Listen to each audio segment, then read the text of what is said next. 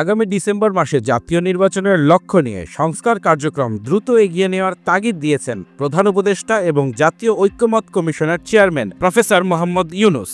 ঐকমত্য কমিশনের 2 সদস্যের সঙ্গে এক বৈঠকে তিনি এই তাগিদ দেন। শনিবার 12 এপ্রিল বিকেলে প্রধান উপদেষ্টার সরকারি বাসভবন যমুনায় এ বৈঠক অনুষ্ঠিত হয়। এতে অংশ নেন জাতীয় ঐকমত্য কমিশনের সহসভাপতি প্রফেসর আলী রিয়াজ এবং সদস্য ডক্টর বদিউল আলম মজুমদার। প্রধান উপদেষ্টার ঐকমত্য গঠন বিষয়ক বিশেষ সহকারী মনির হায়দার এ সময় উপস্থিত ছিলেন।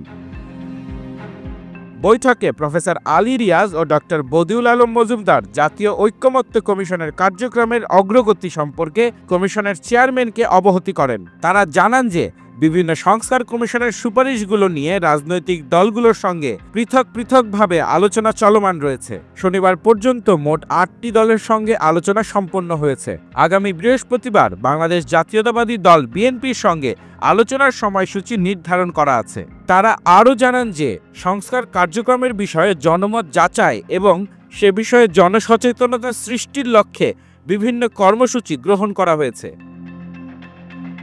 এ সময় কমিশনের সভাপতি ও প্রধান উপদেষ্টা প্রফেসর মোহাম্মদ ইউনূস আগামী ডিসেম্বর মাসে জাতীয় নির্বাচন অনুষ্ঠানের লক্ষ্য নিয়ে রাজনৈতিক দলের সঙ্গে আলোচনা তথা সামগ্রিক সংস্কার প্রক্রিয়া এগিয়ে নেওয়ার তাগিদ দেন। পরবর্তীতে প্রধান উপদেষ্টার অফিসিয়াল ফেসবুক পেজ থেকে একটি পোস্ট দিয়ে বিষয়টি জানানো হয়।